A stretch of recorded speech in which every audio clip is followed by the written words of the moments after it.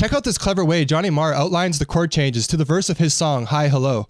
For the chords, we have this simple progression that's an E minor to a D, E minor, D. Now here's what he plays on top and where it gets interesting.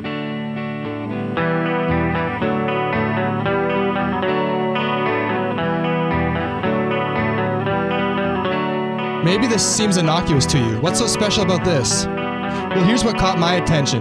It's almost like he's playing a different chord progression on top of the rhythm of the guitar. E minor, F sharp minor, G, F sharp minor. However, these are partial chords because they're missing their fifth except for the E minor.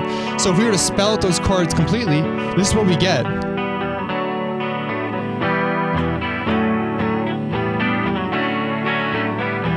Almost immediately, that just does not sound right. It sounds like it's fighting against the rhythm guitar in a way that this lick doesn't. This one just fits right in. So something else has to be going on here. What is it? Well, if there's no fifth in this chord shape and it's an open B string instead, maybe these bass notes aren't the root notes for the F sharp and the G. Maybe they're thirds and we could add a root note below it on the A string. Let's do that for the bass. Does that sound familiar?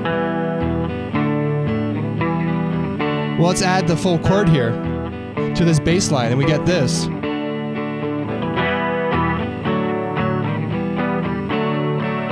E minor, D, E minor, D, which is the same thing as this. So when Marr is doing this, he's not playing an F sharp minor and a G. He's just playing the chord progression, but he's using the thirds in the bass to add this extra movement and just make the rather flat chord progression more alive. This is what it sounds like if you were just to play the root notes in the bass.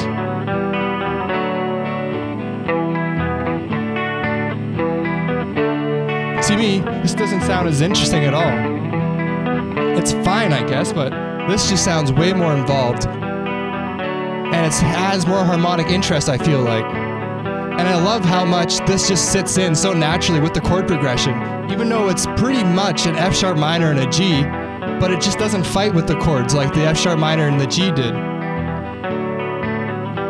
Now let's see, to close the video, if I can apply my own lick over this chord progression using this principle of just outlining the chord tones, but using different notes from the chords in the bass to add some extra movement. Let's give it a try.